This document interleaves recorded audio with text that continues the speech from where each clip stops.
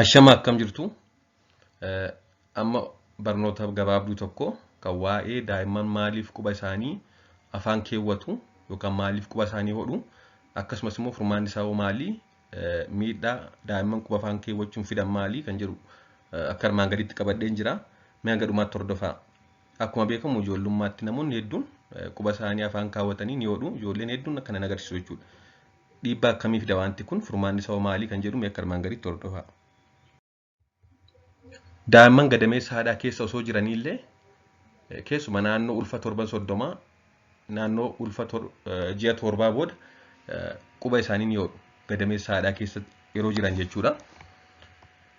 Akkasumas maatiin daa'immanii erga daa'ima godhatanii booda daa'imni isaanii yeroo baay'ee boo'an akka isaan tasgabbaa'aniif akka isaan boo'uu dhiisaniif akka isaan fakkeenyaaf yeroo talaallii fudhatan yeroo dhukkuba adda addaa godhatan akka isaan dhukkubbii hin godhanneef dhukkubbii hir'isuuf jechuudha. Akkasumas immoo akka isaan rafaniif akka isaan dafanii rafan gochuuf wantoota maatiin fayyadaman keessaa tokko haadha buddeenaa afaan kaa'uu quba afaan kaa'uun akkasii koomini jechuudha. Sossobuun kana keessaa gara tokko quba afaan kaa'uudha. Isaan kun egaa amala deemsa guddinaa keessatti mul'atanii fi kan dhiibbaa hin qabnedha jechuudha. Quba afaan kaa'uun yookaan daa'imman ofii isaanii quba afaan keewwachuun yeroo gadameessa haadhaa keessa jiraniyyuu amalli kun waan jiruuf. Wantoota akka daa'imman quba isaanii hodhan yookaan afaan kaa'atan taasisan keessaa gurguddoon erga dhalatanii booda baay'inaan ammaa kan isaan quba isaanii gara afaanitti erganii kan jalqabaa beelaadha. Daa'imman harma qofaatu aannan qaba jedhanii yaadan. Mallattoo daa'imman yeroo beela'an agarsiisan keessaa tokko quba isaanii gara afaanitti ergu yookaan quba isaanii hodhu. Kun egaa maal beekuu dhabuurraan kan ka'edha. Wanti aannan qabu harma qofaa miti jedhanii adda baasanii hin beekani. Wanti gara afaanii dhaqendu aannan qabaa jedhanii yaadu jechuudha. Kanaaf yeroo beela'an quba isaanii hodhu. Kan lammaffaan mukaa'uudha. Namni isaan haasofsiisu kan wajjin taphatu yookaan waan ittiin taphatan yeroo dhaban yeroo mukaa'an quba isaanii hodhu.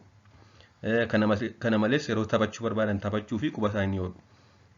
Gara biraan immoo kan wanti guddaan ilkaan yeroo biqilchanidha. Mallattoo ilkaan biqilchuu keessaa tokko quba isaanii gara afaanitti erguudha. Sababni isaas maalidhaa? Bakki itti ilkaan biqilaa jiru kun waan isaan hooksisuuf quba isaanii afaanitti kaa'aniiti rigu jechuudha bakka sana. Kun egaa maalidhaa? Waan isaan dhukkubuuf akka furmaataatti fayyadamaa jiru ilkaan biqilchuu. Kanaaf quba afaan kaa'uun mallattoo ilkaan biqilchuu keessaa tokkodha. Gara biraan immoo dhukkubbii ofii dandamachuu.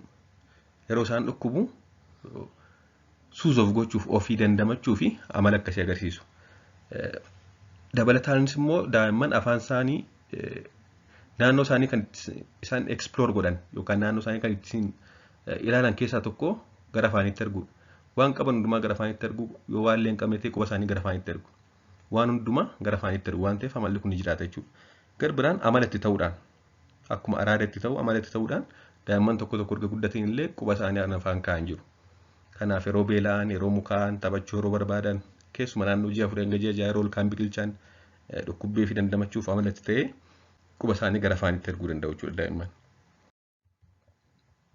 Yeroo hedduu daa'imman quba isaanii hodhan naannoo ji'a 7 booda ni dhiisu. Haa ta'u malee hanga waggaa 2tti illee kan turu yookaan kan isaan irra turu jira. Daa'imman hedduu biratti garuu ji'a 7 booddee quba isaanii fayyuma lafaa kaanii hin hodhan jechuudha. Daa'imman tokko immoo hanga waggaa 2tti quba hodhuu itti fufanii agarsiisu. Quba hodhuun kun egaa gaarummaa hin qabu. Fakkeenyaaf dhibeewwan daddarboo kan wantoota harka isaanii irra jiru yeroo hodhan kana dhibeewwan daddarboo tokko isaan saaxiluuf fakkeenyaaf dhibee garaa kaasaaf kan kana fakkaatan akkasumas illee erga ilkaan biqilchanii booda yoo walitti fufinsaan quba isaanii hodhu ta'e akkaataa itti ilkaan isaanii biqilee dabsuu danda'a yookaan karaa sirrii akka inni hin biqille taasisuu danda'a jechuudha. Kontiineesli quba hodhuun erga ilkaan biqilchanii booda. Kanaafuu egaa dhaabsisuu qabu jechuudha yoo danda'an maatiin. Akkamiin dhaabsisuu dandeenya yoo jenne kan jalqabaa akkuma sila jenne beela'uudha waan ta'eef garaagarummaa sa'a 2-3 harma hoosisuu. Hanga isaan beela'anii baay'ee mallattoo adda addaa agarsiisanii eeguu hin qaban. Garaagarummaa sa'a 2-3 harma hoosisuun murteessaadha jechuudha. Gara biraan akkuma sila jenne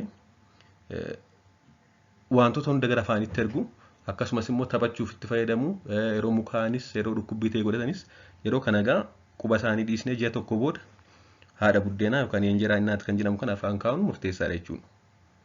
Garbiraan dhukkubbii ilkaan biqilchuu maloota adda addaan furuu. Yeroo ilkaan biqilchan guyyaa 5 hanga guyyaa 7 mallattoo tokko tokko agarsiisu. Kana keessaa tokko dhukkubbiidha. Yeroo kana quba afaan kaa'uun jira. Kanaaf akkaataa itti dhukkubbii ilkaan biqilchuun qabu furmaata taasisnu kan jedhu barnoota hojjedheen ture. Isa ilaaluu dandeessu. Haa ta'u malee kana furmaata itti kennuu qaba jechuudha maatiin hanga ilkaan isaanii biqilee dhukkubbiin sun dhiisutti. Akkasumas immoo taphachiisuu. Yeroo mukaan yeroo namni isaan taphachiisu dhugu yeroo wanta ittiin taphatan dhaban quba afaanitti kaa'u waan ta'eef kana gochuun murteessaadha. Naannoo umurii waggaa 2 booda akkuma sila jenne daa'imman hedduu biratti hin dhiisa jechuudha. Hanga waggaa 2tti wanti kun noormaaliidha. Akkasumas immoo waggaa 2 booddee wanti kun itti fufnaan sirrii miti.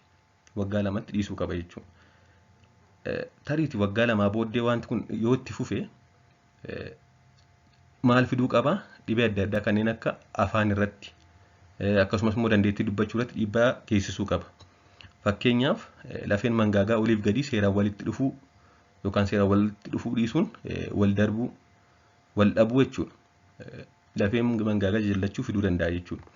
Akkasumas immoo ilkaan dhaabbataa jalaan biqilaa jiru sababa kanaan dhiibbaan irra ga'ee yeroo biqilullee kan bakki isaa sirrii hin taane kan asiif achi jajallatee fi kan teessumni ilkaanii fokkisaa ta'e yookaan haala sirrii ta'e hin taane ta'a jechuudha. Kanaaf waggaa 2 booddee wanti kun paatoloojikiidha. Uumamuu hin qabu, baduu qaba jechuudha. Hanga waggaa 2tti kan inni fiduu danda'u tariitii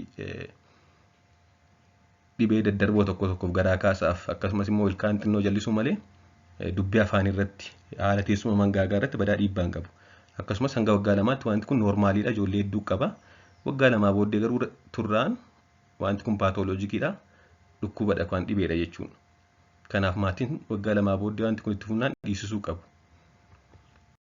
Akkamiin dhiisisu yoo jenne waggaa 2 booda akka wanta kana isaan dhiisaniif maal gochuu qabu? Jalqaba yeroo daa'imman wanta kana dalagan itti dheekkamuu dhiisuun yeroo isaan irraa of qusatan yookaan yeroo isaan irraa of ittisan badhaasuuf jajjabeessu.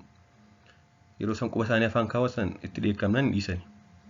Haa ta'u malee yeroo isaan afaan kaawuu dhiisanii quba isaanii hodhuu dhiisanii akkasumatti deeman yookaan ta'an jajjabeessuu, amilee isaanii jajjabeessuu fi badhaasuun akka isaan dhiisan ni jajjabeessa jechuudha. Kana malees wantoota adda addaa harka isaanii ko'oomsan itti kennu. Harki isaanii lamaan biizii taanaan wantoota adda addaan taphataa jiru. Harki isaanii biizii taanaan quba isaanii gara afaanitti kaa'uun irraanfatu. Irraanfataa deeman immoo quba isaanii hodhuun dhiisu jechuudha. Garbiraan dibata hadhaawaa ta'e kan fayyaa daa'imaa irratti dhiibbaa hin geessisne quba isaanii irratti dibuu. Dibata hadhaawaa ta'e yoo quba isaan hodhan sanatti dibne yeroo quba isaanii afaan keewwatan itti hadhaawaa waan ta'eef ni dhiisu. Haa ta'u malee dibatni nuti quba isaaniitti dibne akkas goonu kun kan miidhaa geessu ta'uu hin qabu. Kana malees osoo nuffiin sirriitti irra deddeebi'anii barsiisuu fi kana gochuun akka dhiibbaa qabu itti himuu. Waggaa 2 booddee ijoollee waa hubachuu jalqabu. Yeroo kana barsiisuun nuffii malee irra deddeebi'anii itti himuun akka ofii dhiisan taasisuun murteessaadha jechuudha. Akkasumas hanga isaan dhiisanitti obsa qabaachuu. Hanga waggaa 2 booddee itti fufeellee yeroo guddataa deeman masti dhiisuun isaanii oolu dhiibbaa xiqqoo qabaachuu mala malee dhiisuun isaanii oolu waan ta'eef obsa qabaachuu murteessaadha kan hunda goone dadhabu. Haa ta'u malee akka dafanii dhiisan yoo sirriimatti barbaanne maal gochuu qabna? Bireesii ilkaanii hojjechiisuufi. Ilkaan haala kanaan bireesiin irratti hojjetamnaan daa'imman hedduun quba isaanii hodhuu ni dhiisu jechuudha. Kun furmaata isa dhumaadha. Waa'ee quba hodhuu daa'immanii ilaalchisee barnoota ni qabadhee jiru kanumaadha. Waan dhaggeeffattaniif hedduu galatoomaa. Turtii gaarii.